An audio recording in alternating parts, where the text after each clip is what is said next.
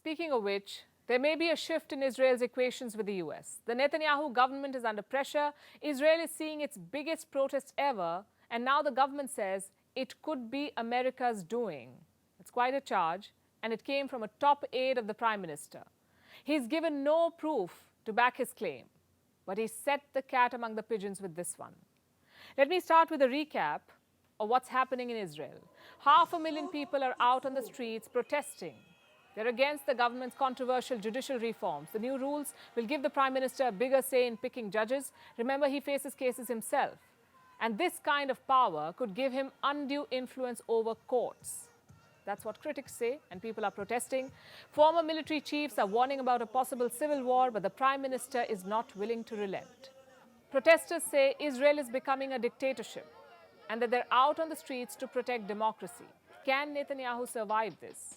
500,000 protesters turning up in a country of 9 million people. That's almost 5% of the country's population out on the streets. It's unprecedented. These protesters are carrying the Israeli flag, chanting slogans like, Israel will not be a dictatorship. I'm here to demonstrate and to sound my voice against the dictatorship that they establish here in the name of the so-called law, judicial reform. It's not a judicial reform. It's a revolution that's making Israel go to full dictatorship.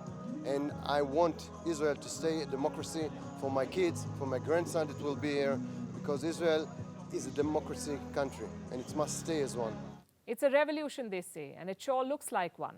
They're protesting against the Prime Minister's proposed judicial reform, the one that will give Israel's parliament, the Knesset, the power to overturn Supreme Court decisions with a simple majority. The government will be able to nominate judges. Let me show you the results from a poll conducted last month. 2 out of 3 Israelis believe the Supreme Court should retain the power to strike down laws. That's 66% of all Israelis. Almost the same number of people want the existing system of appointing judges to continue, almost 63% Israelis. But the government sees a foreign hand in this. Netanyahu and his aides believe it is the United States, Israel's top ally and security partner. Reports say Israel's government believes it is funding, the US is funding and orchestrating these anti-Netanyahu protests. I have a quote from a senior Israeli government official. This is what he said. This protest is financed and organized with millions of dollars. We are following what is happening. This is a very high-level organization. Who finances the transportation, the flags, the stages? It is clear to us. This official was traveling along with Prime Minister Benjamin Netanyahu to Italy recently. Another official on the same entourage confirmed that the US was behind the protests. And it's a big claim, though not a first for the US to be charged with something like this. The Americans have a record of orchestrating regime-changing protests. But coming from Israel, this is serious. It could have serious ramifications. The US has supported Israel for decades, military aid, intelligence sharing, ideological support. And now an accusation comes flying from Israel that the US is trying to overthrow a democratically elected government. Either Netanyahu and his aides are very sure that Washington has a role to play here, or they're just trying to deflect attention and ease pressure. And if Netanyahu is indeed accusing the US of orchestrating these protests just to deflect attention, the consequences could be severe. Remember, the Americans have been watching what's happening here. US Defense Secretary Lloyd Austin visited Israel last week. You know what he said? He asked Israel's leadership to take steps to reduce tensions in the West Bank.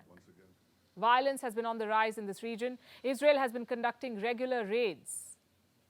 Basically, Austin was asking the Israelis to rethink their approach in the West Bank. Then there's the US envoy to Israel. He says Netanyahu should, quote-unquote, pump the brakes on the judicial overhaul. So there's a very visible difference here.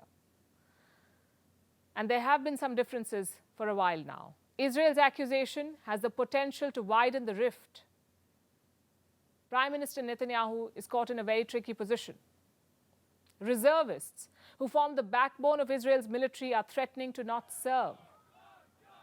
And that could become a big problem for the Prime Minister. There are also fissures within the Israeli government, between the government and the bureaucracy. And the cherry on the cake, Israel's president has asked the Prime Minister to take the proposed law off the table. Clearly, the rift goes right to the top. And Prime Minister Netanyahu faces the challenge of a lifetime.